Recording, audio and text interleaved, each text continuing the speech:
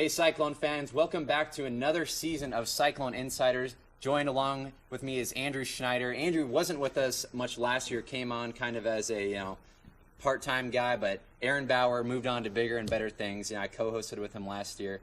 I'm going to be filling some big shoes. Andrew, it's good to have you with me, though. Yeah, it's fun to kind of move away from that news side. Of course, general manager now. I get to do a lot more fun things, I suppose, and really just looking forward to an exciting season now of Iowa State Cyclone sports. And guys, we'll be back every Tuesday at 8 p.m. here on ISU TV, Channel 18. We're going to be talking mostly Iowa State football and volleyball during this fall semester, more basketball later on in the spring, as well as the fall, too. So we're going to be talking a little bit of everything, a little bit of national sports as well. So we're going to get you covered. Let's jump right into things, Andrew. A big game on Saturday for the Iowa State football team against Tulsa. A big win, 38-23 in the home opener.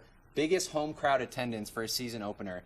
Great stuff on Saturday, Andrew. Right, and you said it, and the offense was really possibly the most impressive thing, and one of the most impressive performances under head football coach Paul Rhodes, just with the way that the offense was so consistent throughout the game. They were accurate on their passes, Jance was. The running game was rolling. The receivers were making great grabs, getting open in the open field, making people miss out in the open field, and Tulsa was really a very good team for a season opener. Typically, you get those, lower division, not Division I schools, but have a team like Tulsa and to play so well against them, it's pretty big. Yeah, and you look back to last year at what Iowa State did against UNI. Not a great performance by Steele Jance. They had to make that late comeback in the fourth quarter, but he got it done, and that's when we realized that Steele Jance was a playmaker and he could do so much. And I think he really stepped up his game compared to last year. As to where he was at last year compared to where he is now, he's really made a lot of improvements.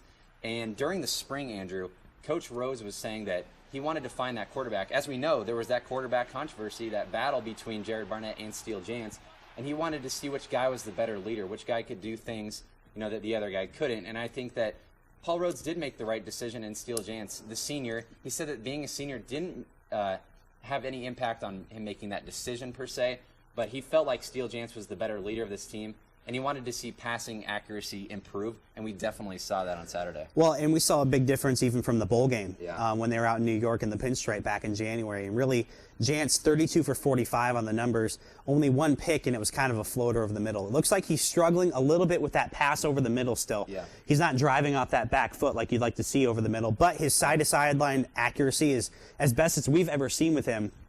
And like you said, in that year between here and UNI, just a huge, huge difference. Oh, and absolutely. And we did see him rush a few plays early on in that first half, but he really settled in and looked really great in that second half. As you said, 32 of 45. He threw 30 passes in the first half alone. And you look what he can do on his feet. He can create plays. He can make space. And when you've got guys like Chantrell Johnson, James White, Jeff Woody, who we'll touch on now, it just makes this offense so much more dangerous. And you look what Chantrell Johnson did coming back from that neck injury. Really a great story from him. Against Texas last year, goes down, maybe a potential career-ending injury, comes back, rehabs, plays through the spring, and really impressed me a lot against Tulsa. He looks as good as he has ever looked, and really he had an amazing burst. They had him running inside in between the tackles a lot. Chantrell is kind of known more for his speed when it comes to this running back staff, and really, with that kind of burst that he had, he was able to make defenders miss in the open field, and he looked like Chantrell before he got hurt, if not even better, and that just makes this running back core so much more deep and dangerous. And in the Big 12, where you have these big defenses, running the ball is essential, and having a healthy Chantrell Johnson is huge. Yeah, and a lot of people call this the three-headed monster between James White, Chantrell Johnson, and Jeff Woody. But you've also got two guys behind them, Devondrick Neely and Rob Standard, who probably won't see a lot of time at the running back position, maybe in special teams. But you got two guys in the future that Iowa State really can look forward to. And Chantrell Johnson's just a junior, guys. And James White's got another year as well. So it's really dangerous to see what these guys can do. Just really good stuff from the running back core against Tulsa. Let's talk a little bit about the defense, though, quickly, Andrew. The defense, to me, looked great. I thought in the first quarter they were a little bit slow, allowing Tulsa to score. I think it was 17 points in that first quarter alone. But after that, quarters 2 through 4, they only allowed Tulsa 7 points, which really speaks a lot. You had Darrell Givens, who had a fumble recovery and an interception. Deion Broomfield had an interception. Jake Knott lead the team with 11 tackles. These guys are just really stepping up their game. Right, and really the only problem they had in the first half was tackling. Yeah. They missed a lot of open field tackles. They allowed those bigger receivers for Tulsa to kind of get open in an open space.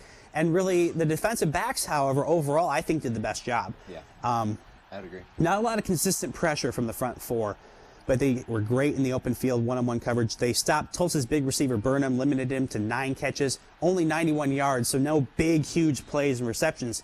Really just an impressive performance by that secondary. Yeah, and I think one thing that Coach Rose was disappointed about was in that third quarter, I believe, when Tulsa rushed, that seam up the middle. I think they rushed for about 80 yards, and that was after Iowa State had scored a touchdown. After you score a touchdown, you want to see your team just stomp it down the other team's throat. They allowed a big play right after that. That's probably the only downfall that I saw. Another thing I did notice is third downs. Iowa State really needs to capitalize on those, Andrew, because they had so many opportunities to stop big drives from happening, and they had, they'd have a 3rd and long, maybe a 3rd and 5, where they allowed Tulsa to get that. And if you have them in good territory, then it's not a big deal. But if you allow them to drive down the field, then you're asking for trouble. And against Big 12 teams, and even against Iowa, which we'll touch upon later, that can be very dangerous. Well, and you said it. Tulsa had a new quarterback. They had a new system. Right. And it was good to see Iowa State's defense play very well. And that was really the strength of last year's team, was just a defense that was able to keep it late and close because the offense wasn't performing well. If the offense is able to perform well, if the defense can maintain that same level of consistency that they had last year, this team could win 6 or 7 games. But once again, like you said, third downs are huge in Big 12 games, especially with all the teams that can run the ball so well. Time of possession is huge, especially in those early games in the season as well. And when you get late, when it gets cold outside. So what Iowa State's defense needs to do is clean up that third down play. But they were able to generate turnovers when they needed them the most, and really big tackles after that first half. Absolutely. And, the one thing I think that surprised me most about this game, was that Steele Jantz really just outperformed way more than I thought he would. Coming into the season, I really thought Jared Barnett was going to be that guy that Paul Rhodes was going to go with. I thought he had the better season last year. I thought he was the more proficient quarterback. We saw him with the game against Oklahoma State, Texas Tech. Those are great wins. But really, Steele Jantz just showed me a lot of what he can be as a quarterback. We all know that he can run the ball. We know that he can throw the ball. But to be accurate, and as accurate as he was against Tulsa, I was just very impressed. Was there anything, Andrew, that stood out to you on offense or defense? Well, really the performance of the running backs. James White also had a huge game as well, and that offensive line, which has really not been talked about during this game and this postgame. Yeah. The offensive line did an amazing job of keeping Jantz clean and opening those huge holes for both White and Johnson. Jantz was sacked 4 times, but some of those were coverage sacks, and really, you kind of look at this offensive line. They lose a big one. They lose KO to the NFL, and really you didn't know how you're going to fill that gap. But really, just Iowa State is deeper than they've possibly ever been. Just with all these recruiting classes from Rhodes, they're all Rhodes kids now as he enters this season, and really it's just been more and more impressive to see the amount of talent and the difference there was between now and the Chizik era. Yeah, and you talk about depth, and I'm adding up the guys that had receptions against Tulsa. I'm counting 9 guys. And that shows you how much depth this team has. They go 3 deep at tight end. They've got 3 guys that can make impact plays at tight end, which is unheard of, really, in the Big 12, when you can have 3 guys with size and speed do that. And you got guys at wide receiver. The big story coming into this year was Jerome Tiller. How is he going to do at wide receiver? We saw him make a couple catches against Tulsa. Also did a nice job blocking. So there's a lot of guys. Josh Lenz had a few nice receptions. I think he accounted for 8 for 96 yards in it. That first touchdown of the game, which really set the tone for this offense. We're going to take a quick break. We'll be joined by Dean Berhaugal. He's the assistant sports editor of the Iowa State Daily, also the co-host of the Dan and Dean Show on 88.5 KORE. He'll be joining us next to preview the Iowa State game coming up on Saturday. We'll be right back after this. This is Cyclone InCYders. I think it's critically important that you win your first game to start the season. We're glad to be able to accomplish that against a very good University of Tulsa football team. Why I think it's critically important is you've spent 8 months. You spent 8 months coaching and showing the team the things you need to do to be successful. And with that success, you gain credibility as a staff. And with that credibility, you gain confidence. With that confidence comes an attitude and a performance level on the practice field, which we had yesterday. It was fun to see that energy out of our football team. We'll need that kind of energy and preparation as we get ready to go on the road to play a very good University of Iowa football team. Well, they know how to win. They're a very good football team at home. We haven't won there since 2002. It's going to be a physical matchup in the trenches, like it always is. They're got two new coordinators, which presents them knowing us better than we're knowing them going into this second game of the season. So I think there are a number of advantages that probably rest on their side. Welcome back to segment 2 of Cyclone InCYders. Andrew Schneider joined with me, and we've got Dean Burhow-Gall. He's the assistant sports editor of the Iowa State Daily. He's also co-host of the Dan and Dean Show on 88.5 KURE, Tuesdays from 1 to 2. Dean, thanks for coming on with us. I appreciate you having me, guys. Yeah, and we're going to be talking Iowa State now. We just recapped the Tulsa game. Dean, based on what you saw against Tulsa, do you think that this Iowa State team is much more improved from when they played Iowa a year ago? I feel like they're more prepared on offense. We saw Steele Jantz. He was the most efficient that we've ever seen him in his entire career, especially for an opener. The guy was like 32 of 45. It was something along those lines. The first half was phenomenal. His first half, he was 22 of 30, 240 yards, 2 touchdowns. The guy was unbelievable. I think that they're more prepared than they were last year just based on Jantz. Yeah, and we talked briefly about this before, but the Iowa State running back core really surprised us against Tulsa. Chantrell Johnson, we didn't think he'd be the leading rusher in that game. We thought it'd be James White. Do you like that mix between kind of a 1A, 1B running back? I do like that, and when Woody, he's got a right foot injury right now. When he comes back, he'll be the kind of the offset guy, the goal line thing that Rhodes has talked about situationally, but I love to see Chantrell back. Jantz was phenomenal, but Chantrell was the story of the game. Him coming back from that neck injury that he suffered against Texas, those type of things are why people watch sports. And Iowa State goes so deep at the running back position, and Iowa's kind of the opposite right now. They've got Damon Bullock, who's their one guy. Had a pretty good game, though, against Northern Illinois. Rushed for 150 yards and a touchdown. But do you think that he's going to be enough to get through Iowa State?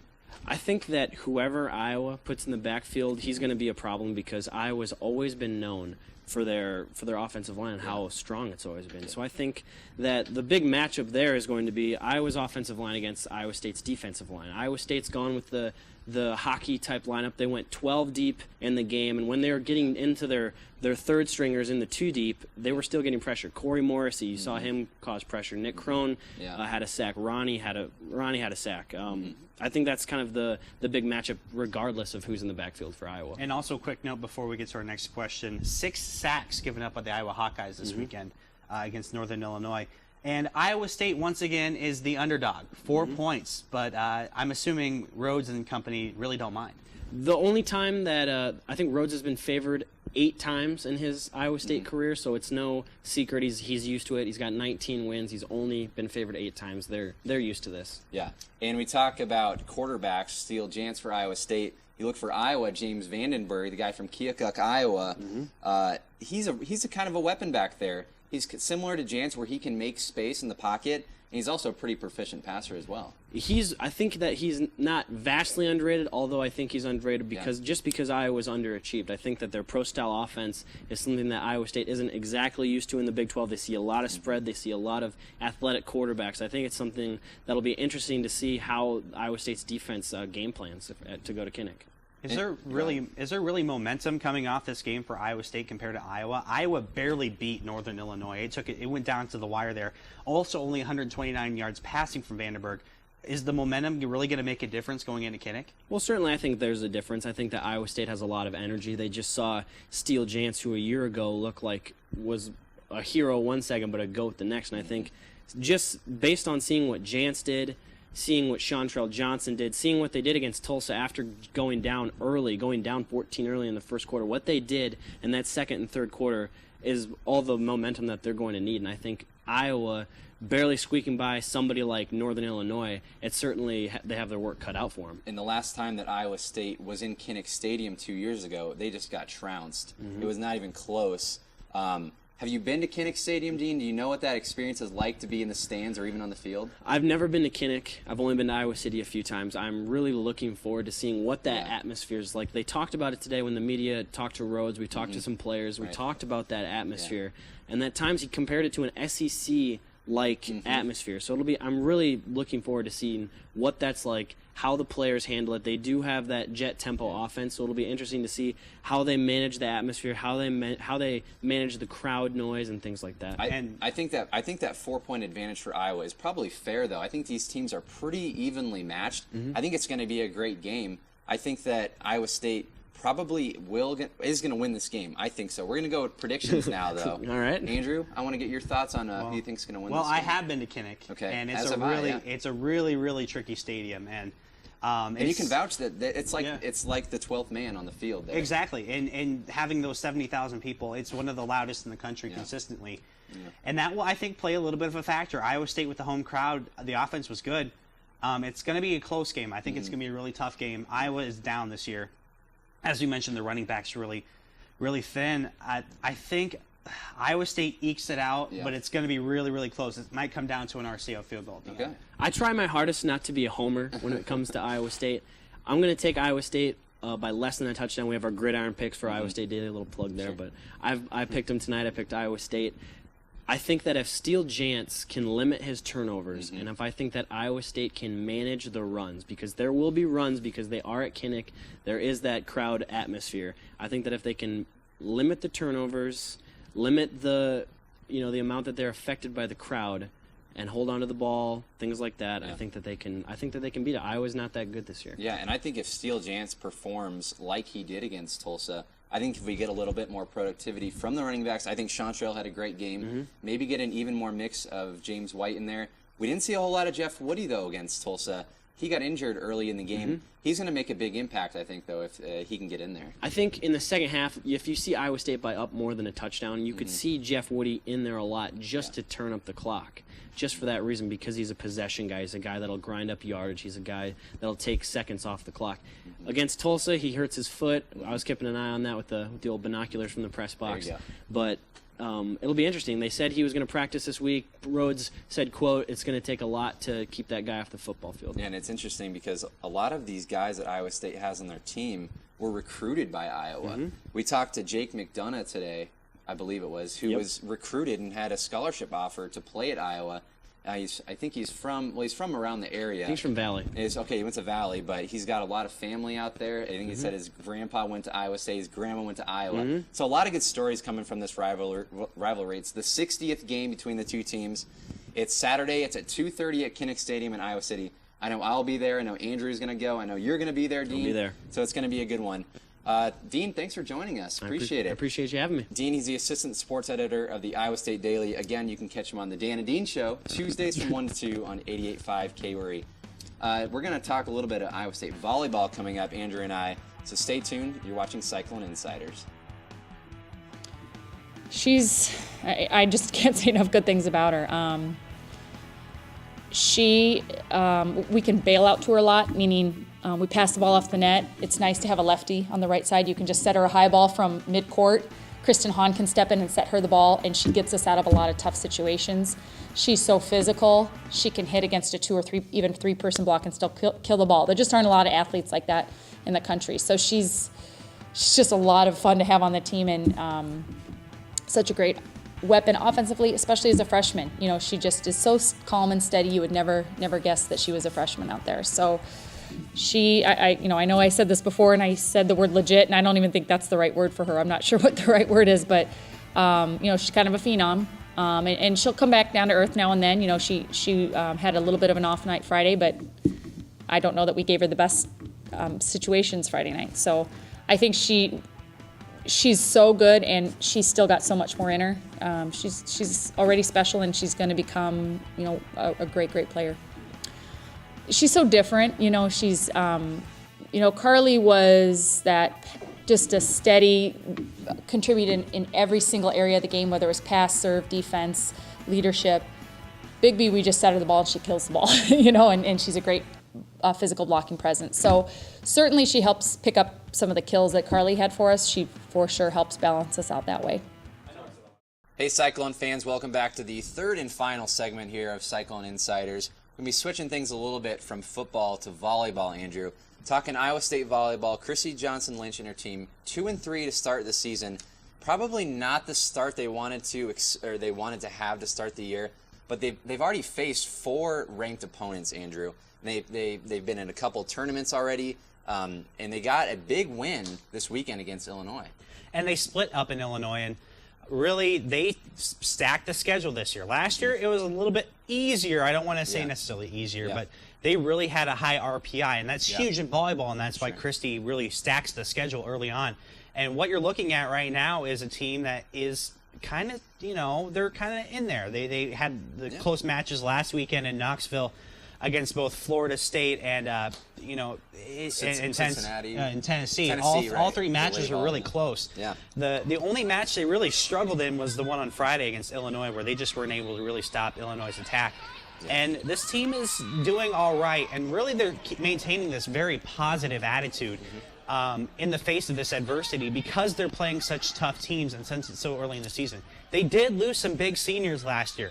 However, this might be the most talented team that they've ever had here at Iowa State, and that's because of a big freshman performance. Absolutely, and I talked to Christy today, and I asked her if stacking up the beginning of the schedule to play all these ranked teams is going to help her when they get to the Big 12, because they're going to be facing opponents like Texas, Kansas State, that are really just as good as these other teams. And she said, yeah, this is definitely going to help us down the road. She wants that experience, especially with these young players. As we mentioned, Mackenzie Bigby, Andrew. And she has just taken over this volleyball team, really filled in that role. As a true freshman. As a true freshman, the lefty who really has just thrown other defenders through a loop with just her ability. She hits it so hard from the right side with her left hand. Yeah. And 25 kills ties a freshman record. Crazy. When she went to Illinois. And really, all these matches, she's just been dominating, and she can only get better from here. She reminds me a lot of what Victoria Hurt was to this team last year, where early on, maybe not as consistent swings with the way she's swinging it, but she just has that raw talent, that raw power that's made this offense so deep. And I think she's almost as dominant as maybe even a Carly Jensen was last year. And I asked Christy today if she's really filled that void, and she said Carly was more of a leader. She did things that you didn't really notice a lot of times. Bigby's just a freshman. She's just learning out there still. And what she's been able to do as a freshman, as you said, 25 kills, sets a freshman record. She's just been on a tear. And Andrew, if this team wants to keep continuing, they need to keep having her perform. Well, and I don't see any signs of this really slowing down. She's only gotten better as they've played, and really not able to see her live yet has been just kind of the biggest thing for me. I'd like to, and we start this big, huge homestand here at Iowa State. 6 home games after being on the road for so long, starting this Wednesday with UNI. Yeah. And really, that's going to be the big test for her, is playing in front of the home crowd and see if she plays better. But she's been playing on the road against these top 20 teams that have these amazing middle blockers and these just amazing blocks and defenses set up for her in the back rows as well. She's just really hitting through these defenses so hard, and it's great for Iowa State to have such a young player replace really their team leader, like you said last year. Also to have the Hockadays of the world come up, and she's finally playing a full rotation again after her knee injury. So you've really got these older players who are going to lead kind of that team leadership role, but having Bigby here as such a young player alongside Victoria Hurt, who's only a sophomore, to come in and be such huge roles with just such power from the outside. Yeah, and Hurt's been playing well to go along with Bigby, and girls like Hockaday and Straube. And Straube's a girl that Chrissy Johnson-Lynch mentioned that she wants to see a little bit more of, to go with Tanisha Matlock, those 2 solid, tall blockers. So as you said, Andrew, this team's going to start a 6-game homestand, and they started off against number 23 UNI, a team that Iowa State lost to last year in Cedar Falls. They were swept in Cedar Falls, so this is a little bit of a grudge match. And it's a little bit of a challenge, and talk was last week at the interviews that UNI really is just this dome that just has so much noise and so much power in it. UNI is one of the best home teams when it comes to area teams here in the Midwest, and it's going to be different going into Hilton. It's a very small facility up in UNI that all the same amount of, probably the same kind of crowd that goes into Hilton goes in there. But Hilton's going to be a little bit more quiet, but the Cyclones last year were at their best when they were playing at home. And we really saw that during the postseason when they turned it on at the end of the year. Now to have UNI back in here again and to have revenge after what was really just a poorly played match by Iowa State standards, on top of UNI playing so well at home, it's going to be a big challenge for them to make it back up to 500. And I think this team is really excited to get back at home, to be in front of their home crowd. I think they were really missing that. They were in so many tournaments on the road for so long, missing school. I think they're going to be glad to be back, and I think we still have a lot to see from this team. I know Iowa State fans are really excited to get back and see this team. They bring a lot of fans out to Hilton Coliseum, and I think that speaks a lot to how Chrissy Johnson-Lynch really has turned this program around. So Iowa State, it's a long season. Big 12 play hasn't even hit yet. That's going to be a fun stretch. Getting to see teams like Texas coming here. That's going to be a good match. Kansas State, all these other Big 12 teams. It's going to be interesting this year too, because we're going to see West Virginia and TCU, 2 new additions to the Big 12. So it adds a little bit of different feel to last year. And Iowa State still has a lot to work on, and really the number one thing I think is that block, like you said, Straube. They only had 4 blocks in the first match against Illinois, only 6 in the second one compared to Illinois' 14. So they're really not defending the middle of the net as much as I think they'd like to. And they're working on a new offense as well. They went from a 6-1 to a 6-2, which sometimes features 2 setters that allows Straube to kind of move outside a little bit more and get some of those bigger outside kills. She was really a force in the middle last year, and I think they were anticipating maybe having a big gap when Carly was gone, not having a freshman step up and average close to 15 kills per set. She took 44 swings in that second match against Illinois, and there's a little bit concern there maybe too for fatigue, because she's never played this long of a season, because they start now and the playoffs really go until December. I was up there in Minneapolis the week before finals, so it's really a long season. They've been working out since about early August, and they had a really good spring as well. And it's just amazing to see how some of these other freshmen, Nolan one of them as well, that fit into this rotation, and with Han's improvement in the back, they have a lot of good things going, but I think that block and improving their defense is going to be the number one key moving forward. Our volleyball insider, Andrew Schneider. Thanks, Andrew. It's going to be a fun season, Andrew. This team's got a lot of experience, a lot of depth. They've been to postseason play, so it's going to be fun to watch them this season. Thanks for tuning in to Cyclone InCYders. We'll be back next Tuesday at the same time. Andrew, thanks a lot. And thanks for having me, Matt. All right, you've been watching Cyclone InCYders.